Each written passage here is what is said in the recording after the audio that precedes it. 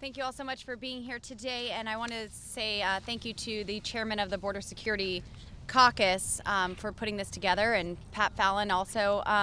It's great to have people who are aggressive about holding people accountable, because there's been no accountability for the past 2 years. I am happy to serve on the Oversight and Accountability Committee now, and we're finally having hearings to get to the bottom of government waste, fraud, dereliction of duty.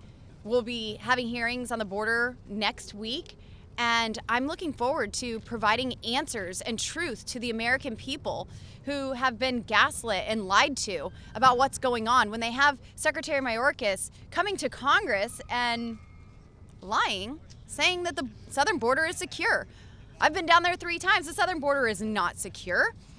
Not when we have 4.5 million illegals apprehended at our southern border. Not when we have, in November, 700,000 known gotaways at our southern border. There is an invasion taking place on our southern border, and we're seeing historic highs in nearly every tragic category associated with illegal immigration. Dead bodies are being found nearly every day. 750 dead bodies were found in 2022 alone. This is a humanitarian crisis. Fentanyl flowing through our southern border is seeing record highs. It's devastating our communities.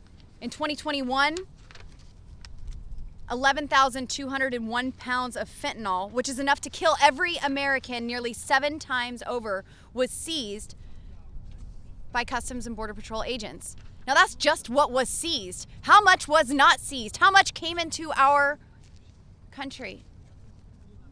We're seeing that this is the #1 cause of death for Americans ages 18 to 45. We know that 300 people will die today of fentanyl poisoning. Criminals on the terrorist watch list being caught entering our country is way, way up. 6 were caught under President Trump.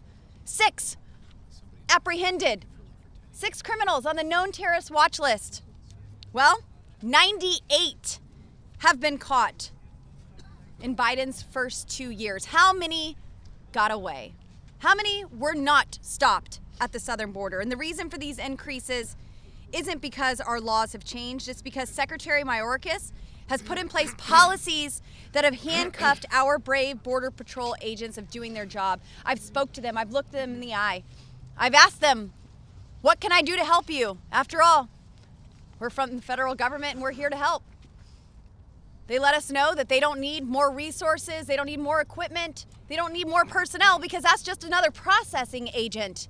They need the policies and the ability to enforce our nation's laws so they can go home and feel justified about the work that they have done that day, rather than being defeated and demoralized and prevented from doing the job that they swore to do. Congress has passed numerous laws that, if applied, would deliver a secure border.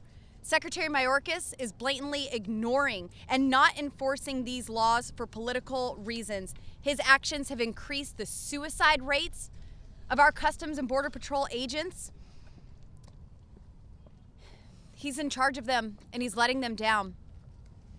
His actions have endangered the American people and has left Congress no recourse but to impeach Secretary Alejandro Mayorkas. Thank you again for being here. Thank you again to the chairman. And I now yield to the gentleman from Texas, Mr. Brian Babin.